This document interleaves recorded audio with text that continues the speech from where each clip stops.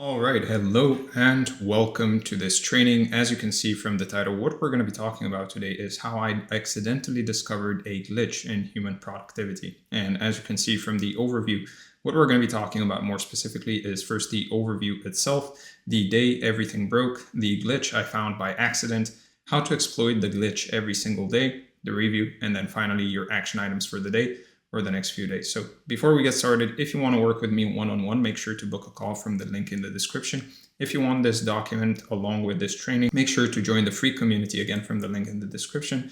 And if you want weekly emails on how to improve in every area of your life, meaning health, wealth, love, and self, then make sure to join the newsletter again from the link in the description. With that out of the way, let's get started and talk about the day everything broke. So for about 2 years of my life, I was doing everything right. At least that's what you would think. Like if you looked at my routine on paper, you would have said this guy has it figured out. He's waking up at 5 a.m. He's got a full productivity system. He's tracking his health, his business, his relationships, his personal development, all of it neatly organized with systems and checklists and daily rituals. And I was completely stuck. And I want to tell you this story because there's something hiding inside it that completely changed how I think about productivity, something I didn't find on purpose, something I basically tripped over by accident. And if you're someone who's doing a lot, but not really seeing the results you think you should be getting, this might be the most important thing you'll hear all year. So I was waking up at 5 a.m. every single day. And for anyone who's done this, you know how easy it is to undersleep if you went to bed just 30 minutes later than usual. So sometimes I was underslept. Immediately, I would jump into my morning routine, then going straight into my to-do list, which was always very full, like genuinely packed, because I had convinced myself that being productive meant getting absolutely everything done, every task, every follow-up, every little admin thing, every workout, every meal prep, every relationship check-in, every piece of content, all of it, every single day. Now, the sheer volume of what I was trying to manage on a daily basis was honestly staggering sometimes when I look back at it now, because I wasn't just working, I was trying to optimize every single domain of my life simultaneously. Health, wealth, love, spirituality, personal growth, and each one of these had its own set of habits and tasks and systems attached to it. So my days were basically just back-to-back execution from the moment I opened my eyes until I collapsed at night. And the tricky part was that it did feel productive. Like genuinely, I was checking boxes, completing tasks, I was getting things done. And from the outside, it looked like I was crushing it, right? And the actual results were very, very small. The tangible outcomes in my life and work were weirdly flat. And on top of that, I was constantly tired, not necessarily physically, but mentally drained in this low-grade way where my thinking always felt a little foggy, a little shallow, like I never had the space to actually think deeply about anything because I was too busy managing the system I'd built around myself. Now, the system itself had become this massive thing, like layers of routines, trackers, to-do lists, schedules, review protocols, and all of them on different apps. And every single day basically required a significant amount of energy just to start with operating the system before I even started doing the actual work, which is something I didn't see at the time because I was so deep inside it, but the friction was actually enormous. And it's hard to explain unless you've been there, but the weight of maintaining all of that, like the cognitive overhead of that, of just knowing everything that needs to happen today, and needs is in quotes, right, was like carrying a backpack full of rocks while trying to sprint. Like you can still move forward, but you're burning 3 times the energy for half the distance. And I was completely blind to it because I'd been doing it so long that it just felt normal. Like this is what being disciplined looks like, I thought. This is what a productive person does. And if I'm not seeing results, it must mean that I need to do more. Like I need to optimize harder, add more, wake up earlier, add another system, which is exactly the wrong conclusion. And what the breaking point actually looked like was way more mundane than you might imagine. And in a way, that's what makes it so important, because the thing that changed everything was genuinely unremarkable at the time. So let's talk about the glitch I found by accident. So one day, and I remember this clearly, I woke up and I looked at my system, all the routines and tasks and checklists, opened up all the apps, for the day, and I just didn't use them. Not as like a bold decision of my own, like a courageous decision or some kind of an intentional experiment. I just couldn't bring myself to really start doing the things because the friction was too high. There were too many moving parts, and something in me just went, not today. So I closed it and I decided to just wing it and manage my energy appropriately and just focus on whatever felt like the most important thing for the day. And where it gets weird is that because of that day, the day I abandoned my entire productivity system, it turned out to be one of the most productive days I had had in months. And I don't mean productive in the sense of checking boxes, but I mean I actually moved the needle forward on the things that mattered. Like I did deep work. I had ideas that had been stuck for weeks that suddenly came through clearly. And by the end of the day, I had this unsettling feeling like, wait, what just happened? And at first, I wrote it off as a fluke. Like, okay, I had one good day, it doesn't mean anything. But then I noticed it kept happening. Every time I simplified or skipped the heavy system, my output actually doubled. And the quality also went up dramatically. And every time I went back to the full system, my output quality dropped back down. And after a few weeks of this pattern repeating, I couldn't necessarily ignore it anymore. Something real was going on there. The pattern was consistent and kind of disturbing because it meant that the thing I'd been building and refining and trusting, the thing I thought was making me more productive, was actually the thing that was holding me back. And the question that started forming in my mind was a simple one. What if the system is the problem? Like, what if the friction, the cognitive overhead, the constant managing of all these routines and tasks and trackers is basically eating up the exact mental resources I needed to actually produce great work?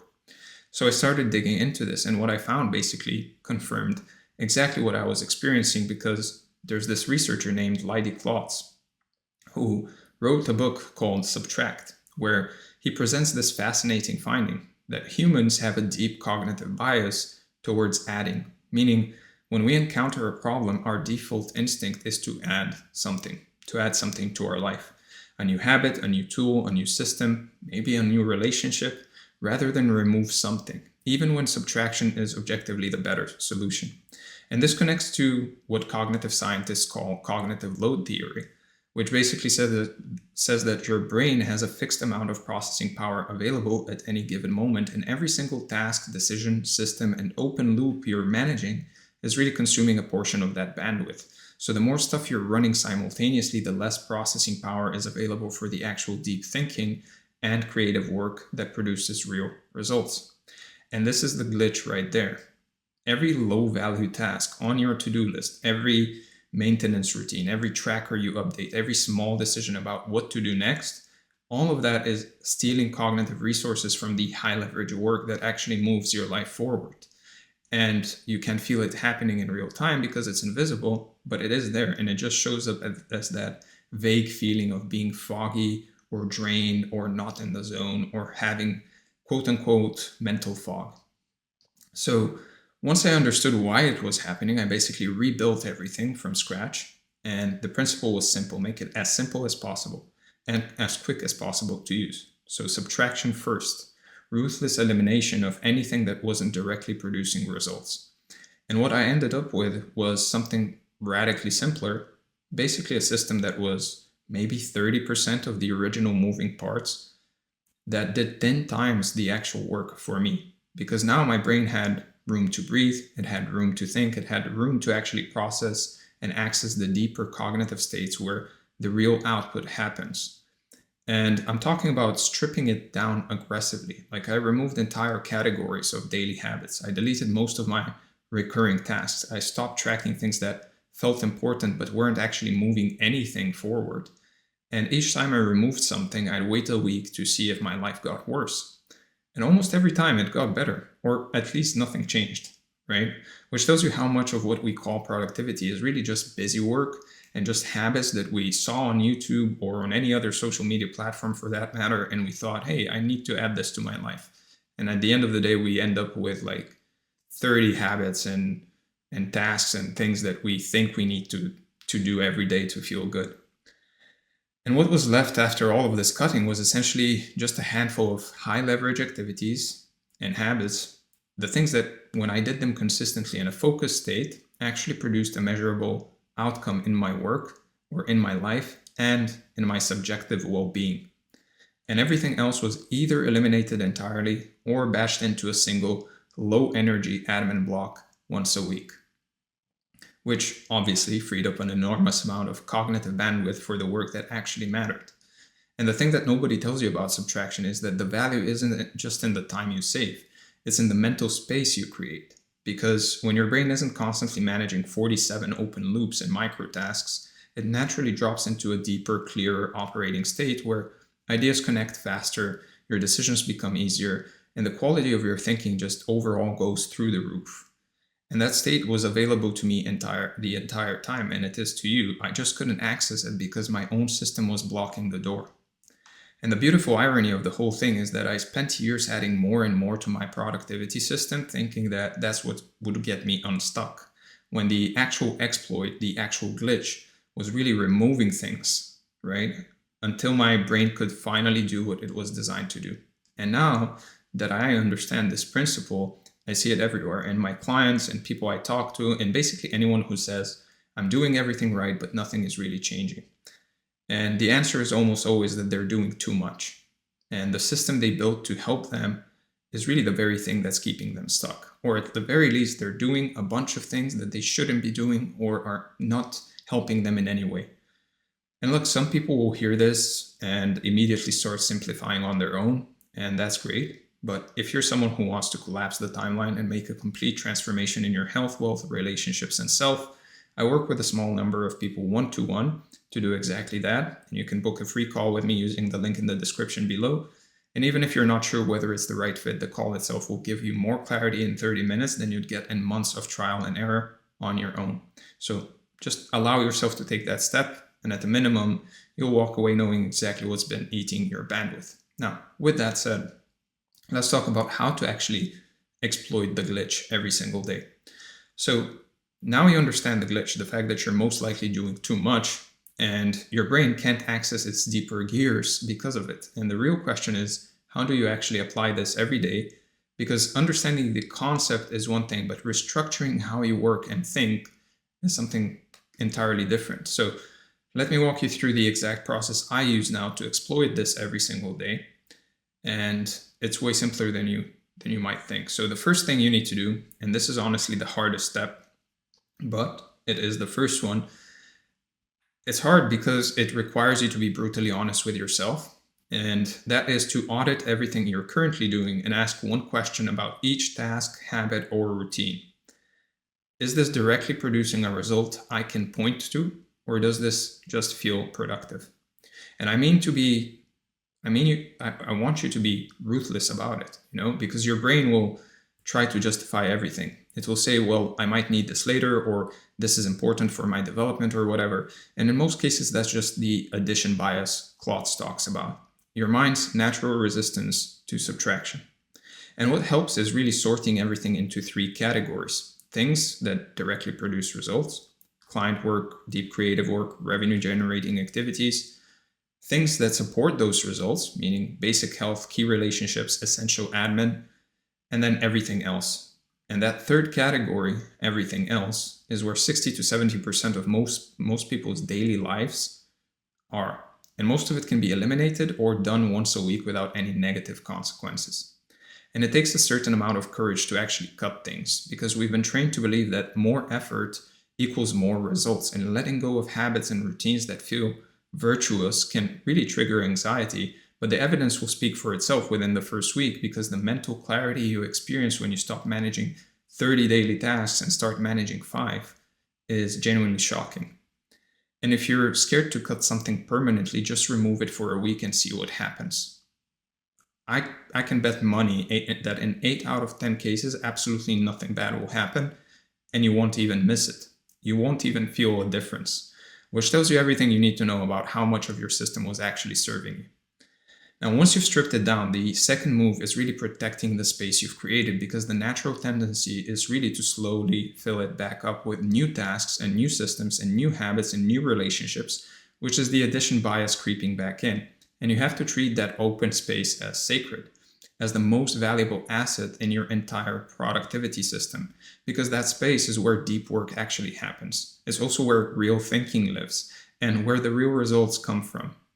So practically, this means saying no to things more often, defaulting to subtraction when a new problem comes up instead of adding another tool or routine, and checking in with yourself every week to make sure that the system hasn't started bloating again, because it will try to, and that's mainly because that's just how the brain works. It wants to add things.